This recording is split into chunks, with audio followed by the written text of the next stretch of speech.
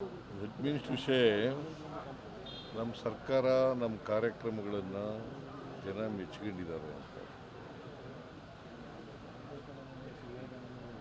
ಇಲ್ಲಿ ಹೋದರೆ ನಾವು ಕಳೆದ ಸಾರಿ 3 ಬೈ ಎಲೆಕ್ಷನ್ನು, ಈ ಸಾರಿ 2 ಬೈ ಎಲೆಕ್ಷನ್ನು ಗೆಲ್ಲಕ್ಕಾಗ್ತಿದ್ವಿ. ಜನರ ಆಶೀರ್ವಾದ ಇದೆ ನಮ್ಮ ಮೇಲೆ, ಜನರ ಅಭಿಮಾನ, ಪ್ರೀತಿ ಮತ್ತು ಆಶೀರ್ವಾದ ನಮ್ಮ ಮೇಲೆ ಇರೋದ್ರಿಂದ ನಾವು ಗೆಲ್ಲಲಿಕ್ಕೆ ಸಾಧ್ಯ ಆಗಿದೆ. ಸರ್, ಈ ಫಲಿತಾಂಶದಿಂದ CM ಕುರ್ಚಿಯ ವಿಚಾರ ತೆರೆ ಮುಗಿದೋಗುತ್ತೆ ಸರ್. ಹೈಕಮಾಂಡ್ನವ್ರು ತೀರ್ಮಾನ ಮಾಡ್ತಾರೆ. ಪುನಃ ಅದನ್ನೇ ಕೇಳಿದ್ರೆ ಸುತ್ತಿ ಬಳಸಿ ಮಾತಾಡ್ತಿದ್ದಾರೆ. ಅದಕ್ಕೆ ಹೈಕಮಾಂಡ್ನವ್ರು ಏನು ತೀರ್ಮಾನ ಮಾಡ್ತಾರೆ ಅದು.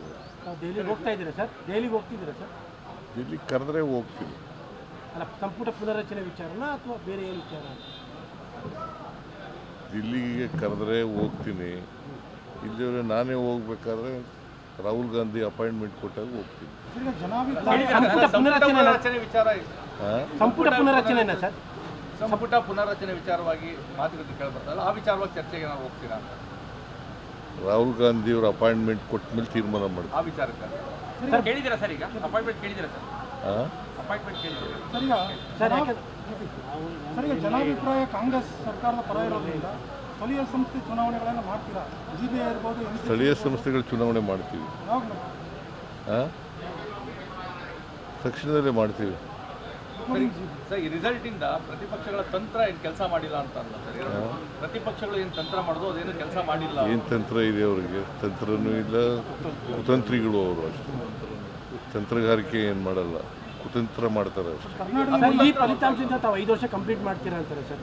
ತಾವು 5 ವರ್ಷ ಕಂಪ್ಲೀಟ್ ಮಾಡ್ತೀರಾ ಅಂತಾನೆ ಸರ್? ನಮ್ಮ ಪಕ್ಷ 5 ವರ್ಷ ಕಂಪ್ಲೀಟ್ ಮಾಡ್ತೀವಿ. ಅಲ್ಲ, ತಾವು sir as A chief minister ಪುನಃ ಅದನ್ನೇ ಹೇಳಿದ್ರೆ ಏನು ಪ್ರಯೋಜನ? ಹೈಕಮಾಂಡ್ನವ್ರು ಏನು ತೀರ್ಮಾನ ಮಾಡ್ತಾರೆ ಅದರಂತೆ ನಡ್ತಾರೆ. ಯಾಕಂದ್ರೆ 5 ವರ್ಷ ಇರಬೇಕು ಅಂತಂದ್ರೆ ಇರ್ತೀನಿ ಸರ್. 83ನೇ ವರ್ಷಕ್ಕೆ ಚೀಫ್ ಮಿನಿಸ್ಟರ್ ಆಗಿ ತಾವು ಭಾಳ ಸೀನಿಯರು, ಅಂದರೆ ಇಡೀ ದೇಶದಲ್ಲಿ ತಾವೇ ನಂಬರ್ 1 ಆಗಿದ್ದೀರಿ. ಹಾಗಾಗಿ 85ನೇ ವರ್ಷದ ಮುಗಿಸ್ತೀರಾ ಅಂತ? ಹೌದು. ಈಗ 83ನೇ ವರ್ಷಕ್ಕೆ ಚೀಫ್ ಮಿನಿಸ್ಟರ್ ಆಗಿರೋ ನೀವೇ ಸರ್. ನೋಡಪ್ಪ, ಹೈಕಮಾಂಡ್ನವರು ಮುಂದುವರಿರಿ ಅಂತಂದ್ರೆ ಮುಂದುವರಿತೇನೆ, ಇಲ್ಲ ಅಂತಂದ್ರೆ ಅವರು ಏನು ಹೇಳ್ತಾರೆ ಹಂಗೆ ಕೇಳೋದು. ಯಾವಾಗ ಹೇಳ್ಬೋದು ಸರ್? ಯಾವಾಗ ಹೇಳ್ಬೋದು ಸರ್? ಗೊತ್ತಿಲ್ಲ ನನಗೆ. ಅಲ್ಲ, ಶೀಘ್ರದಲ್ಲೇ ಹೇಳ್ತಾರೆ ಅನ್ನುವಂಥ ಮಾಹಿತಿಗಳು ಇದಾವೆ. ನಿಮಗೆ ಮಾಹಿತಿ ಇದ್ರೆ ಯಾವ ಮಾಹಿತಿ ಇದೆ ಅದೇ. ಗೊಂದಲಗಳು ಜಾಸ್ತಿ ಆಗ್ತದೆ, ಡಿಲೇ ಆಗ್ತದೆ, ಕಾರ್ಯಕರ್ತರು ಕ್ಲಿಯರ್ ಮಾಡ್ಬಿಡ್ಲಿ ಅಂತ ಕೆಲವು ಸತೀಶ್ ಜಾರಕಿಹೊಳಿ ಅವರು ಹೇಳ್ತಾರಲ್ಲ ಅದನ್ನೇ. ಸತೀಶ್ ಜಾರಕಿಹೊಳಿ ಬೇಗ ಕ್ಲಿಯರ್ ಮಾಡಬೇಕು ಹೈಕಮಾಂಡ್, ಏನೋ ಒಂದು ಹೇಳಿ ಅವ್ರ ಅಭಿಪ್ರಾಯ ಹೇಳಿದ್ದಾರೆ. ಅದು ಆಗುತ್ತಾ ಅಂತ ಸರ್? ಗೊತ್ತಿಲ್ಲ ನನಗೆ. ಅಲ್ಲ, ಈ ವರ್ಷದಲ್ಲಿ, ಈ ತಿಂಗಳಲ್ಲಿ 3 ವರ್ಷಕ್ಕೆ ಮುಗಿಸ್ತಾ ಇದ್ದಾರೆ, ಅದಕ್ಕೆ ಗೊತ್ತಿಲ್ಲ ನನಗೆ. ಹೈಕಮಾಂಡ್ನವರು ಯಾವತ್ತು ಏನು ತೀರ್ಮಾನ ತಗೋತಾರೆ ಅದರಂತೆ. ನೀವೆಷ್ಟು ಕಾನ್ಫಿಡೆನ್ಸ್ ಆಗಿದ್ದೀರಾ ಸರ್? 5 ವರ್ಷ ಕಂಪ್ಲೀಟ್ ಮಾಡೋ ಇದರಲ್ಲಿ ನೀವೆಷ್ಟು ಕಾನ್ಫಿಡೆನ್ಸ್ ಆಗಿದ್ದೀರಾ ಸರ್ ಅಂತ? ಹದಿನೈದು ಎಷ್ಟು ಸಾರಿ ಕೇಳ್ತೇನೆ. ನೋಡಪ್ಪ, ಹೈಕಮಾಂಡು ಏನು ಹೇಳ್ತದೆ ಹಂಗೆ ಕೇಳೋದು ನಾನು, ಗೊತ್ತಾಯ್ತಾ? ಅದು ಬಿಟ್ಬಿಟ್ಟು ನೀವೇನೇನೋ ಪ್ರಶ್ನೆ ಕೇಳಿದ್ರೆ ಅವಕ್ಕೆಲ್ಲ ಉತ್ತರ ಕೊಡೋಕ್ಕಾಗಲ್ಲ. ಶೃಂಗೇರಿಯ ಬೈ ಎಲೆಕ್ಷನ್ ವಿಚಾರದಲ್ಲಿ ಈಗ ಕೋರ್ಟ್ ಮೂವ್ ಮಾಡ್ತಾ ಇದ್ದೀರಾ ಅಥವಾ ಹೇಗೆ? ಯಾಕಂದರೆ ಈಗಾಗಲೇ ಪ್ರಮಾಣ ವಚನಕ್ಕೂ ಕೂಡ ಇದಾಗಿದೆ. ಶೃಂಗೇರಿಯ ಮರುಮತ ಎಣಿಕೆ ವಿಚಾರದಲ್ಲಿ ಕೋರ್ಟಿಗೆ ಮೂವ್ ಮಾಡಿಸ್ತಾ ಇದ್ದೀರಾ? ಕೋರ್ಟ್ಗೆ ಹೋಗ್ತಾರೆ. ಕೋರ್ಟ್ಗೆ ಹೋಗ್ತಾ ಇದ್ದೀರಾ ಸರ್? ಅಲ್ಲಿಗೆ ಅದು ಕ್ಲಿಯರ್ ಕಟ್ಟಾಗಿ ಸಮಸ್ಯೆ ಆಗಿದೆ ಸರ್. ಅಲ್ಲಿ ಕ್ರಿಮಿನಲ್ ಕಾನ್ಸ್ಪಿರಸಿ ಮಾಡಿದ್ದಾರೆ. ಬಿಕಾಸ್ 255 ವೋಟ್ಗಳು ಇನ್ವ್ಯಾಲಿಡ್ ಆಗಿದ್ದಾವೆ.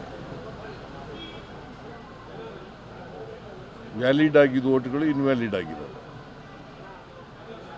ಹೆಂಗೆ ಸಾಧ್ಯ ಆಗುತ್ತೆ? ಈಗ ಪೋಸ್ಟಲ್ ಬ್ಯಾಲೆಟ್ಸು ಪೇಪರು, ಪ್ರತಿಯೊಂದು ಬ್ಯಾಲೆಟ್ನೂ ಕೂಡ ಎಲ್ಲ ಏಜೆಂಟ್ಗಳಿಗೂ ತೋರಿಸಿರ್ತಾರೆ. 12 ಜನ ಅಭ್ಯರ್ಥಿಗಳಿದ್ದಾರೆ, 12 ಜನ ಏಜೆಂಟ್ಗಳಿರ್ತಾರೆ, 12 ಜನಕ್ಕೂ ತೋರಿಸಿರ್ತಾರೆ. ತೋರಿಸಿ ಅದು ವ್ಯಾಲಿಡ್ ಅಂತ ತಾನೇ ಮಾಡಿರೋದು. ಆಮೇಲೆ ಇನ್ವ್ಯಾಲಿಡ್ ಅಂತಂದರೆ ಮಾರ್ಕ್ ಆಗಿದ್ದಾರೆ. ಆ ಮಾರ್ಕ್ ಹಾಕ್ಬೇಕಾದ್ರೆ ಅದು ಸಬ್ಸಿಕ್ವೆಂಟಾಗಿ ಹಾಕಿರೋದು. ಬಹುಶಃ ನನ್ನ ಪ್ರಕಾರ ಹಿಂದಿನ ಸರ್ಕಾರ ಇತ್ತಲ್ಲ, BJP ಸರ್ಕಾರ ಇತ್ತಲ್ಲ, ಅವರು ಆ ಕಾಲದಲ್ಲೇ ಮಾಡಿರತಕ್ಕಂಥದ್ದು. ಬಿಕಾಸ್ ಕೌಂಟಿಂಗ್ ಆದಮೇಲೆ ಬಾಕ್ಸ್ಗಳನ್ನು ಕೊಟ್ಟು ಕಳಿಸ್ತಾರೆ. ಆ ಟೈಮ್ನಲ್ಲಿ BJP ಅವರು ಮತ್ತು ಕ್ಯಾಂಡಿಡೇಟು ಜೀವರಾಜ್ ಅವರಿಬ್ಬರು ಕ್ಯಾಂಡಿಡೇಟು ಮತ್ತು ಈ ಸಿಬ್ಬಂದಿ ಅವರೆಲ್ಲ ಸೇರ್ಕೊಂಡು ಮಾಡಿರ್ತಕ್ಕಂಥ ತಿದ್ದಿದ್ದಾರೆ ಅಂತ ಡೌಟ್ ನಮಗೆ ಅದೇ ಇಲ್ಲ ಡೌಟ್ ಅಲ್ಲ ತಿದ್ದಿದ್ದಾರೆ ಕ್ಲಿಯರ್ ಈಗ ಕೋರ್ಟಿಗೆ ಮೂವ್ ಮಾಡ್ತಾ ಇದ್ದೀವಿ ಹೈಕೋರ್ಟ್ ಹೇಳುತ್ತೆ ಪೊಲಿಟಿಕಲ್ ಪ್ರೆಷರಿಂದ ಕೇಸ್ FIR ಮಾಡಿದ್ದಾರೆ ಪೊಲಿಟಿಕಲ್ ಪ್ರೆಷರ್ ಯಾವುದೂ ಇಲ್ಲ ಪೊಲಿಟಿಕಲ್ ಪ್ರೆಷರ್ ಯಾವುದೂ ಇಲ್ಲ ಸರ್ ಕೇರಳದಲ್ಲಿ ಚೀಫ್ ಮಿನಿಸ್ಟರ್ ಗೌರ್ಮೆಂಟ್ ಮಾಡ್ತಾ ಇದ್ದೀರಿ ಕೇರಳದಲ್ಲಿ ನಿಮ್ಮ ಪಾರ್ಟಿ ಗೌರ್ಮೆಂಟ್ ಮಾಡ್ತಾ ಇದೆ ಚೀಫ್ ಮಿನಿಸ್ಟರ್ ಇಲ್ಲ ಹೈಕಮಾಂಡ್ ರೈಲ್ವೆ ಪ್ರಮೋಷನ್ ಪರೀಕ್ಷೆಯಲ್ಲಿ ಕನ್ನಡಕ್ಕೆ ಅವಕಾಶ ಸಿಕ್ಕಲ್ಲ ಅಂತೇಳಿ ತಾವು ಮಧ್ಯ ಪ್ರವೇಶಿಸಬೇಕು ಅಂತೇಳಿ ಕನ್ನಡ ಪರ ಹೋರಾಟಗಾರ ಹೇಳ್ತಾರೆ. ಏನಂತ ರೈಲ್ವೆ ಪ್ರಮೋಷನ್ ಪರೀಕ್ಷೆ ಇದೆಯಲ್ಲ ಸರ್, ರೈಲ್ವೆ ಪ್ರಮೋಷನ್ ಪರೀಕ್ಷೆ ಬರೀಬೇಕು, ಕನ್ನಡಕ್ಕೆ ಅವಕಾಶ ಇಲ್ಲ ಅಂತ, ಇಂಗ್ಲಿಷ್ ಹಿಂದಿಲಿ ಬರೀಬೇಕಂತೆ. ಬೆಂಗಳೂರಲ್ಲಿ ಹೋರಾಟ ಯಾರು ಮಾಡ್ತಾ ಇರೋರು ಅದನ್ನು ಕೇಂದ್ರದವರು. ಮತ್ತೆ ತಾವು ಮಧ್ಯ ಪ್ರವೇಶ ಮಾತಾಡಬೇಕು ಅಂತ. ಸರ್ ಈಗ ತಮಿಳುನಾಡಲ್ಲಿ ಹೊಸ ಗೌರ್ಮೆಂಟ್ ಬಂದಿದೆ ಕೇಂದ್ರದವ್ರ ಮೇಲೆ ಬರೀರಿ